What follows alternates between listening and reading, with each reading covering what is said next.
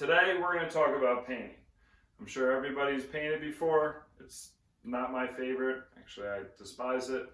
But sometimes you kind of have to do it. Right now, I think it's 7 o'clock on a Saturday. I'm at a doctor's office. I just built this bathroom. I have to work when they're closed.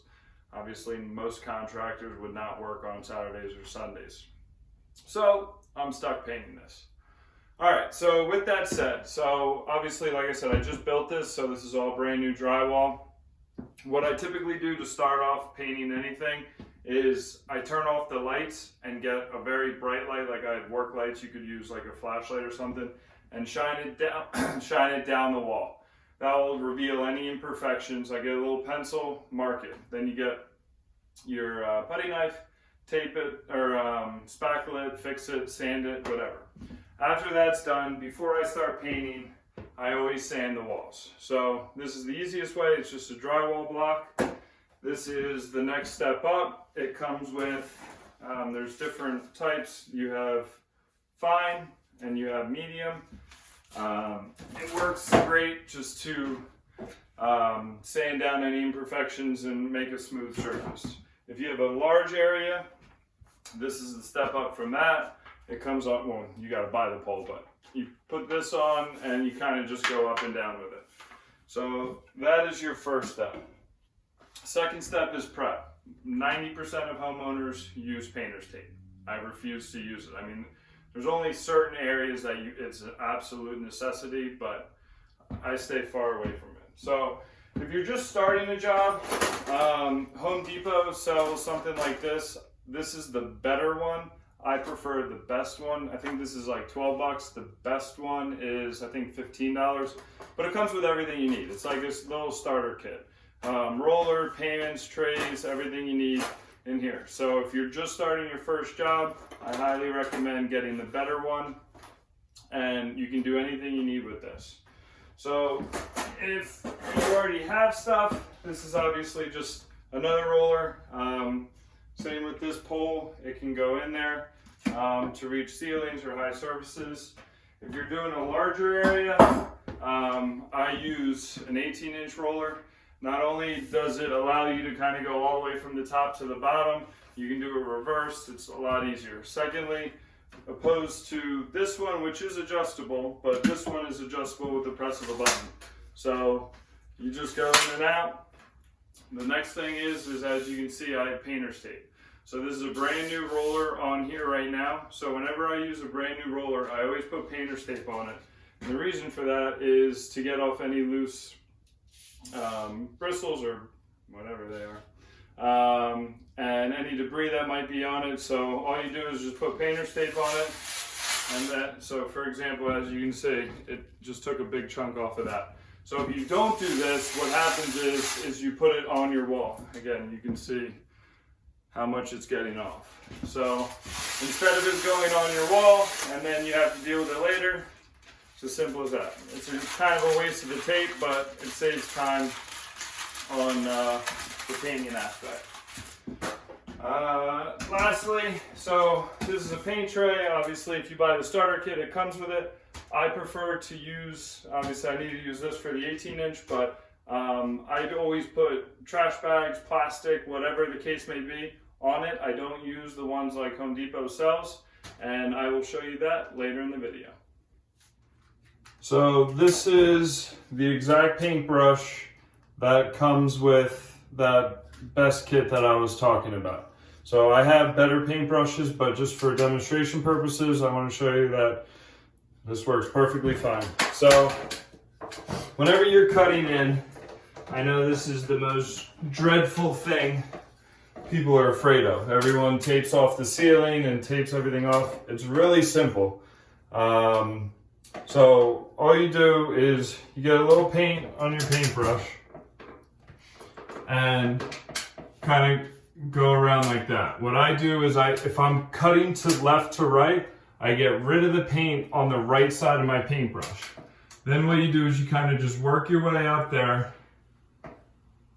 and just drag it across like that. Then you pull the extra excess on, spread it out. Same thing, and just keep repeating the process. So I just remove some of the excess on the right side, start below the line, and then work your way up. So and you just follow the ceiling line. Then when you run out, you drag it down, spread it out, and it's as simple as that.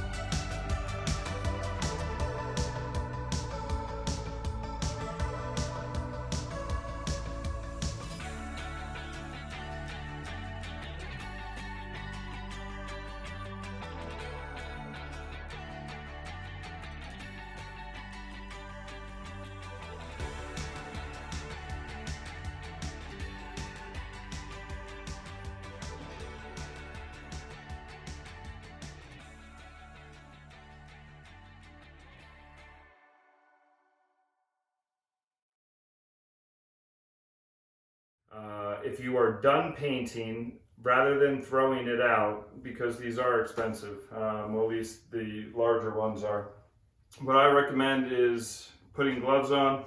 You don't have to, you can just wash your hands. I got these, I think, for $3 for a case of like 500 at Harbor Freight. Love Harbor Freight. So what I do is I take that out, and then in your paint tray, you take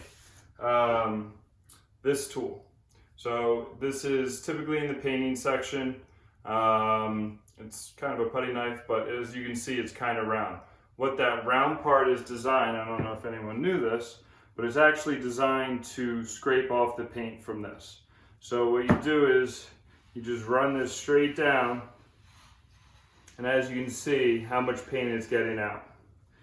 So do it all the way around a couple times, and then if you have an outside hose, ideally that's ideal, but you do the same process and get it all out completely, let it dry, and then you can reuse the roller.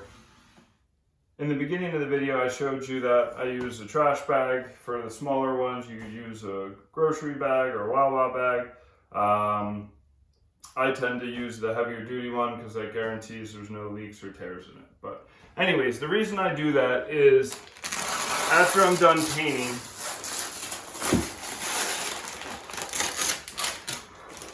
I take off the tape that's holding the bag on there.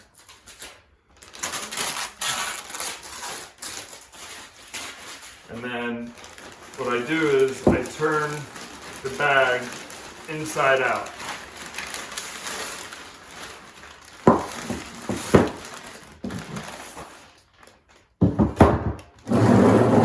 Now, shake it all on one side. Take a knife and just do a little slit in the bag. Now, you just squeeze all that excess paint back into the paint can, and it allows you to reuse it. So in conclusion, it took me about an hour to paint this bathroom from start to finish. We're about a half hour for making the videos and cleaning the tools. So it's 8 o'clock now. I think I started at 6:30. So from making the videos to doing the work and everything, about an hour and a half, which again, I didn't use any painter's tape. I cut everything in by hand. The floor, I showed you the video, there's I think 2 or 3 drops. If this was a finished space, obviously I would highly recommend putting plastic or paper down to protect the finished surface. These are the roller I used, which as you can see this part's a little damp, but the roller's perfectly clean. The paintbrush is perfectly clean. There's no paint on me. So I am just like you. I'm a normal homeowner painter. I have carpal tunnel syndrome. It's excruciating pain for me to do it. I don't do painting. So I'm far from a professional, but as you can see, it comes out pretty well. So as long as you take care of your stuff, it will last you for a long time. So hopefully this video helps. Enjoy painting.